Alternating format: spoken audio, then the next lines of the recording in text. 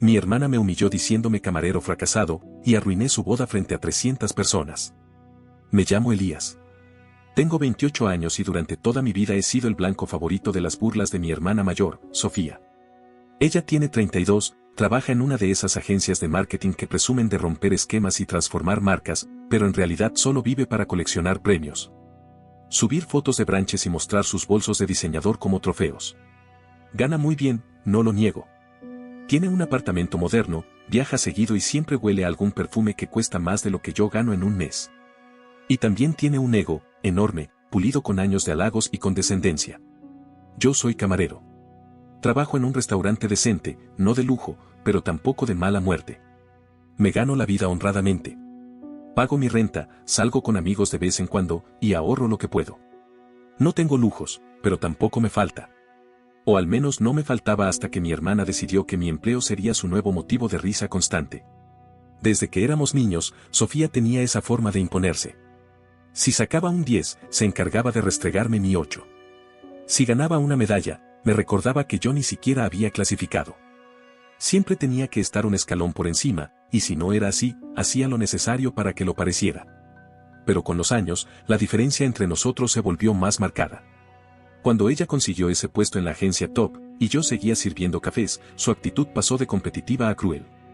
Cada comida familiar, cada mensaje grupal, cada cumpleaños era una oportunidad más para soltar un comentario venenoso. ¿Todavía andas con tu bandejita, Eli? Me decía con esa sonrisa que no era sonrisa, sino una especie de mueca condescendiente. ¿Ya pensaste en hacer algo más, serio? Mis padres nunca decían nada. Mi mamá siempre le encontraba una excusa. Es solo su humor, mi amor. No lo tomes tan a pecho. Mi papá, más seco, se limitaba a un déjala así, como si la paz familiar dependiera de que yo aguantara todo. Pero sí lo tomaba a pecho. Claro que sí. Cada frase se me quedaba clavada. Era como tener una espina constante en el pecho, y aunque intentaba hacerme el fuerte, había noches en las que me quedaba mirando al techo, preguntándome si realmente valía algo. Todo eso explotó hace unos 6 meses, cuando Sofía anunció que se iba a casar. Pero no con cualquier tipo. No. Con Gerardo. Un empresario de 35 años, dueño de una cadena de hoteles boutique que aparecían en revistas, con columnas de mármol y menús degustación de 11 platos. Gerardo era de esos tipos que uno ve en portadas de revistas financieras.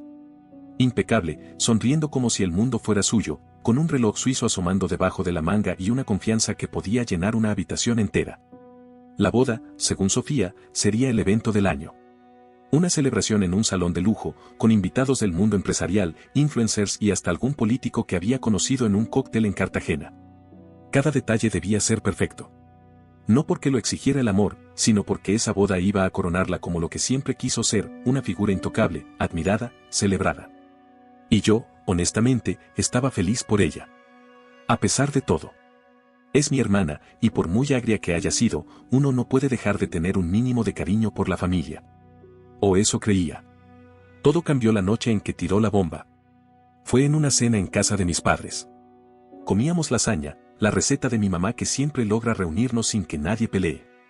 Sofía, como era de esperarse, acaparó la conversación desde el primer minuto, describiendo el vestido que había mandado a confeccionar en España, las flores traídas de Holanda, el menú de 5 tiempos y los centros de mesa que, según ella, harían llorar de emoción a los invitados. Yo solo asentía mientras masticaba en silencio. Mamá la escuchaba como si hablara una reina, y papá sonreía con orgullo contenido. Yo trataba de no parecer molesto, aunque ya me conocía ese tono de voz que Sofía usaba cuando estaba a punto de disparar su veneno. Entonces llegó el momento. Ah, por cierto, Eli, dijo, con esa entonación cargada de cinismo, estás más que invitado a la boda. Pero no como invitado normal, claro. Hablé con la empresa de catering y están dispuestos a contratarte por esa noche. Así puedes sentirte útil. El silencio fue total. Mi tenedor quedó suspendido a mitad del trayecto. Mamá bajó la mirada, papá fingió no escuchar. Sofía, en cambio, se recostó en la silla con una copa de vino en la mano y una sonrisa de autosatisfacción. Vamos, Eli, es perfecto para ti. Mesas, copas, eso lo manejas mejor que nadie, ¿no? Sentí que me ardían las orejas. Pero no dije nada. No porque no quisiera, sino porque algo en mí entendió que esa humillación no podía terminar en un simple cruce de palabras. Sofía había ido demasiado lejos. Así que sonreí. Claro, Sofía. Cuenta conmigo, le respondí, con una voz que no parecía mía, tan serena que me asustó. Ella pareció complacida. Como si acabara de ganarme en un juego que solo ella entendía. Y mientras seguía hablando del vino espumoso que iban a traer de Francia, yo ya no la escuchaba. Porque en mi mente, algo se rompió. Y de esas grietas, empezó a salir una idea. No iba a quedarme callado. No esta vez. Los días siguientes a esa cena me los pasé en un estado que no había sentido nunca. No era solo rabia. Era algo más espeso, más denso, como si una mezcla de impotencia, cansancio y dignidad herida me recorriera el cuerpo cada vez que pensaba en ella. Me costaba dormir. Me levantaba más temprano de lo habitual, sin alarma. Me sorprendía a mí mismo lavando los platos sin pensar, con la mirada perdida, repasando cada palabra de Sofía en esa cena. No podía sacármela de la cabeza. Su risa. Su condescendencia. La mirada de mis padres, incómoda pero muda. Yo, como un niño que se aguanta las ganas de llorar para no darle el gusto al abusador. Pero esta vez no iba a aguantar. Esta vez no iba a tragarme todo. Durante mis turnos en el restaurante empecé a pensar en formas de desquitarme. Ideas venían y se iban. Algunas eran estúpidas, otras demasiado agresivas. Lo confieso, pensé en sabotear la música, escupirle la comida, soltar un discurso improvisado desde la cocina y dejarla en vergüenza frente a sus invitados. Pero ninguna de esas cosas era suficiente. Porque la venganza, si se va a hacer, debe ser exacta.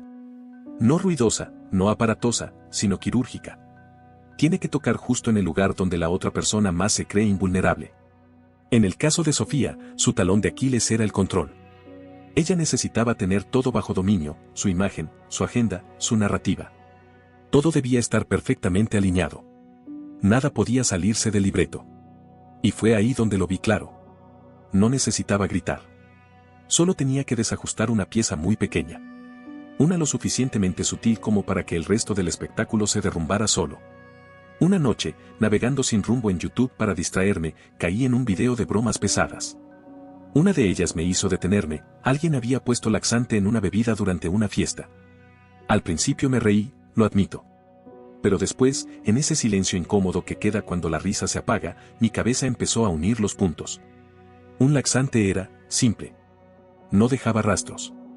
No era ilegal. No causaba daño permanente. Pero podía arruinarle el momento a alguien de una forma memorable. Y ahí fue donde germinó la idea. Humillarla en su momento de gloria. No con violencia. No con insultos. Sino con una reacción corporal que ni todo el poder ni el dinero podrían controlar. Me volví obsesivo. Leí foros. Investigaciones médicas. Comentarios en blogs. Fui a una farmacia y pregunté como si fuera para mi tía, y terminé comprando un frasco pequeño, casi insignificante, de un laxante líquido que actuaba rápido pero no era agresivo.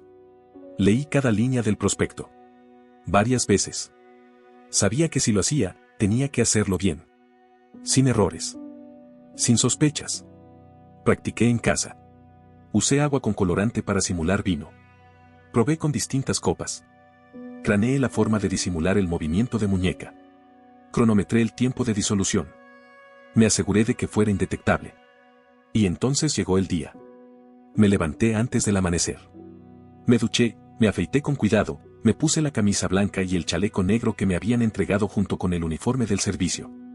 Me miré al espejo. No vi un camarero. Ni un fracasado. Vi a alguien con un plan. Llegué al Hotel Aurora antes de lo acordado. Era una locura, mármol por todos lados, candelabros de cristal, alfombras rojas que se sentían como caminar sobre terciopelo. Los encargados nos dieron instrucciones rápidas. Yo conocía bien el ritmo de una boda lujosa, los tiempos eran medidos, cada paso contaba. Los invitados comenzaron a llegar. Yo, con mi bandeja de copas, era invisible. Justo como Sofía siempre me había querido. Algunos me pedían vino sin mirarme. Otros hacían chistes que solo sus amigos entendían. Escuché hablar de criptomonedas, de jets privados, de divorcios millonarios. Y ahí, como si bajara de un pedestal dorado, apareció Sofía. Lucía, impresionante. No voy a mentir. Su vestido era espectacular. Blanco, con encaje sutil, y una caída que parecía flotar. El velo largo, los labios perfectamente delineados. Caminaba como si fuera la dueña del mundo. Me buscó con la mirada. Me encontró. Caminó hacia mí con esa sonrisa de reina coronada. Elías, qué bien te queda el uniforme, me dijo, con la voz empapada en veneno. No te olvides de traerme una copa antes de la ceremonia. Quiero brindar por mi nueva vida. Hizo una pausa, y con una carcajada discreta añadió. Una que tú nunca vas a tener. Reí por dentro. Asentí con una sonrisa serena. Por supuesto, Sofía. Tu copa estará lista. Fui directo a la cocina. No dije nada a nadie. Saqué el frasco del bolsillo interior del chaleco. Lo miré unos segundos. Recordé todas y cada una de las veces que Sofía me hizo sentir menos. Todo estaba ahí. En ese líquido incoloro, casi inocente. Vertí unas gotas exactas en la copa. No muchas. Lo justo para que funcionara sin peligro. Mezclé con un movimiento suave, experto. Me aseguré de no levantar sospechas. Nadie se percató. Nadie me observaba. Era solo otro camarero haciendo su trabajo. Salí con la bandeja en alto. Caminé hacia ella. Se la entregué justo antes de que cruzara al salón principal. Tomó la copa sin mirarme. La bebió de un trago. Ni una queja. Ni una sospecha. Gracias, camarero, dijo, con desdén. Y en ese momento, supe que el juego había comenzado. La ceremonia estaba por comenzar. La música cambió, y un cuarteto de cuerdas comenzó a tocar una versión suave de la marcha nupcial. El murmullo de los invitados se fue apagando, y todos empezaron a girar la cabeza hacia las grandes puertas dobles del salón. Yo me quedé cerca del fondo, con la bandeja ya vacía entre las manos, fingiendo que buscaba a quien más servir, pero en realidad solo esperaba. Cada segundo era una cuenta regresiva silenciosa, un tic-tac interno que sentía en las costillas. Y entonces, las puertas se abrieron. Ahí estaba ella. Sofía, la estrella del espectáculo. Caminaba como si flotara, el vestido perfecto, el rostro sereno, como si toda la boda fuera su escenario personal. Avanzaba con pasos lentos, elegantes, saboreando cada mirada que la admiraba. Yo no parpadeaba. Sabía lo que venía. Y no lo esperaba con odio, sino con una mezcla de ansiedad y justicia. Por años, yo había sido invisible, el hermano menor al que se le hablaba desde arriba. Ahora era yo quien tenía los ojos puestos sobre ella, esperando el momento justo en que el guión se saldría del libreto. Cuando Sofía estaba a medio camino del altar, noté el primer cambio. Sutil. Pequeño. Pero inequívoco. Llevó una mano a su estómago. Apenas un toque, casi como quien se acomoda un pliegue del vestido. Pero yo sabía que no era eso. Lo reconocí de inmediato. La presión. El retorcijón interno. El primer aviso. Ella intentó disimularlo y siguió avanzando, aunque ahora sus pasos eran un poco más rápidos, menos controlados. La sonrisa no se le había borrado todavía, pero su mirada comenzó a buscar, como si algo en el ambiente ya no estuviera del todo bien. Gerardo, su prometido, la esperaba al pie del altar, con esa sonrisa blanca de catálogo y los brazos cruzados en señal de orgullo. El sacerdote, un hombre de voz gruesa, empezó a leer las primeras palabras del acto. Y Sofía, se quedó rígida. Yo lo vi. Sus brazos tensos, su espalda más erguida de lo natural, como si se estuviera aguantando algo. Apretó los labios y ladeó ligeramente la cabeza, pero el rubor de sus mejillas comenzaba a subir, y no era de emoción. Vi cómo Gerardo se inclinaba hacia ella y le preguntaba algo. Ella sintió rápido, con una sonrisa tan falsa que hasta desde mi rincón se notaba. Quería aguantar. Estaba apostando todo a que era una falsa alarma. Pero yo sabía que no lo era. La ceremonia seguía. Las palabras del sacerdote flotaban en el aire, llenas de símbolos, de promesas, de para siempre. Y en medio de todo, Sofía. La mujer perfecta. La misma que durante años me hizo sentir poca cosa, ahora estaba atrapada en su propio infierno, intentando no explotar delante de 300 personas. Y entonces sucedió. Un sonido. Apenas audible. Pero lo suficientemente claro para los que estaban más cerca. Un ruido que el cuerpo no puede evitar. Como un rugido interno que pide salir. La cara de Sofía cambió. De un segundo a otro, su rostro se tornó blanco, sus ojos se agrandaron y sus manos se apretaron contra el vientre. Yo no pestañeaba. Era el momento exacto. El punto sin retorno. El sacerdote seguía hablando, pero el murmullo entre los invitados empezó a subir como una ola. Algunos se miraban, otros se inclinaban hacia adelante. Y Sofía, no pudo más. Se dio media vuelta, trastabillando ligeramente, y murmuró un perdón que no alcanzó a llegar más allá de la primera fila. Intentó salir del lugar con dignidad, pero algo en su cuerpo no cooperó. Un nuevo sonido se escapó, y esta vez más fuerte. Desesperado. El salón se quedó en silencio. Silencio real. De ese que no se oye ni en las funerarias. Sofía soltó la cola del vestido, se levantó la falda y salió corriendo por el pasillo, sujetándose el estómago con ambas manos. Detrás de ella, el velo arrastraba una mancha que solo podía significar una cosa. El escándalo ya no era un riesgo. Era un hecho. Una mujer gritó. Otra se llevó la mano al rostro. El camarógrafo dudó entre seguir grabando o apagar la cámara.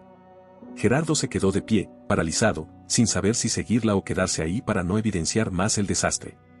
Y yo no podía moverme. Tenía los pies clavados al suelo. No por culpa. No por miedo.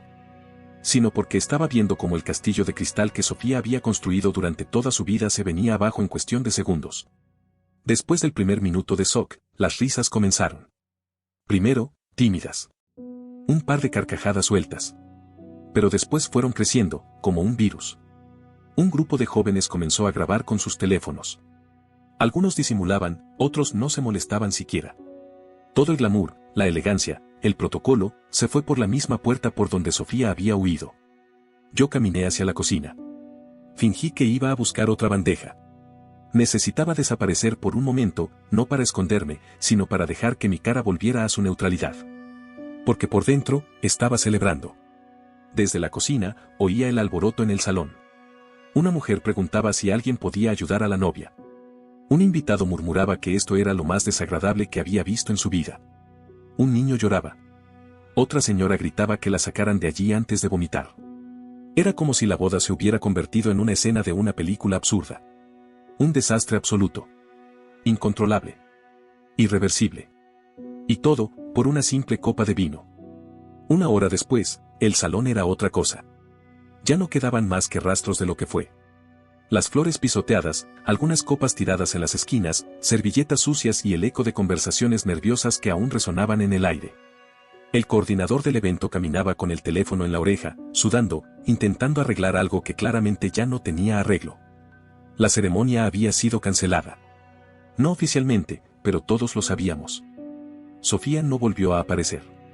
Gerardo intentó salir tras ella, pero regresó minutos después, solo, con el rostro desencajado, sin decir palabra. Me quedé en un rincón, como un espectador mudo de la escena final de una obra que había esperado toda su vida ver. Elías, el camarero invisible, se había convertido, al menos para sí mismo, en el director del mayor desastre social de la temporada. Y entonces, cuando el salón ya casi estaba vacío, ella volvió.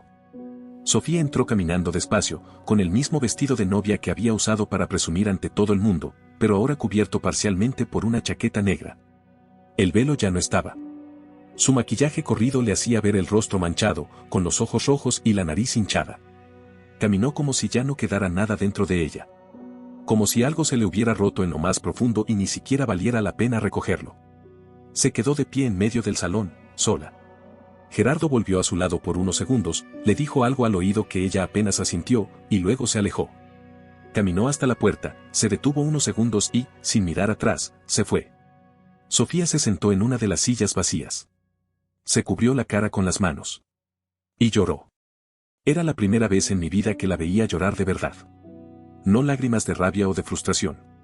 Lágrimas de alguien que no sabe cómo se llegó hasta ahí. Lágrimas de derrota. Y por un instante, lo juro, sentí algo en el pecho. Algo parecido a la compasión. Un recuerdo tenue de cuando éramos niños y ella me tomaba la mano para cruzar la calle. Un eco de los pocos momentos en los que no fue cruel. Pero lo aplasté. Lo estrujé. Porque esa imagen duró apenas un parpadeo, antes de que su voz volviera a mi memoria como una daga. Vas a venir a mi boda, pero como el camarero fracasado. No. No me iba a arrepentir. Al día siguiente, desperté con resaca emocional, no de alcohol. Una mezcla rara de alivio, ansiedad y curiosidad. Tomé mi teléfono y abrí TikTok por rutina. No tuve que buscar mucho. Tercer video en el feed. El título, la boda más épica y asquerosa que he visto. Y ahí estaba, Sofía, corriendo por el pasillo con el vestido manchado, mientras los invitados reían, gritaban y sacaban sus celulares. 5 millones de vistas. 120.000 comentarios. Algunos riéndose sin filtro, otros preguntando si era real, algunos más sintiendo pena ajena. Reí. No a carcajadas. Reí en silencio, como quien saborea un plato después de haber esperado demasiado tiempo. Durante esa semana, el video se volvió viral. Se compartía en grupos, en cuentas de chismes, incluso apareció una versión en Twitter con subtítulos y música de fondo. Sofía, la mujer que había vivido para construir una imagen de éxito y perfección, se convirtió en meme. Un par de días después, volví a casa de mis padres para una cena. Apenas entré, supe que algo andaba mal. Mi mamá tenía los ojos hinchados, y mi papá se mantenía en silencio, como si masticara las palabras que no quería soltar. Sofía está muy mal, me dijo ella apenas se sentó frente a mí. Gerardo la dejó. Dijo que no podía estar con alguien que arrastrara semejante escándalo. Que su reputación está en juego. Me tragué un bocado de arroz sin masticar. Mi madre continuó. Dicen que la empresa de él está perdiendo contratos. Que algunos clientes que estaban en la boda se fueron y no quieren saber nada más. Él la culpa a ella. Dice que le ha costado casi $1 millón. No dije nada. Apenas moví los labios. ¿Y ella? Pregunté, fingiendo desconcierto. No contesta el teléfono. Se encerró en su apartamento. Fui a verla ayer. Está destruida. Dice que su vida está arruinada. Que todos se ríen de ella.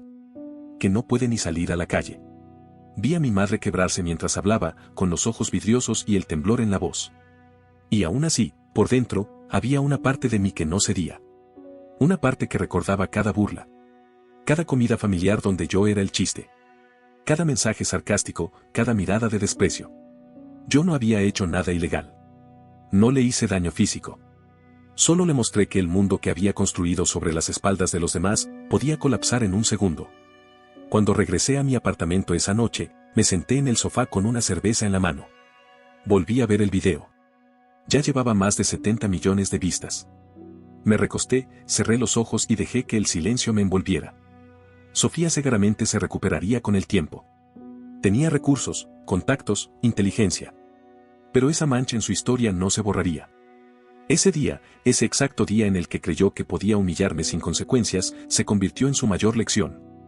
Y lo mejor de todo, es que nadie sabía que fui yo.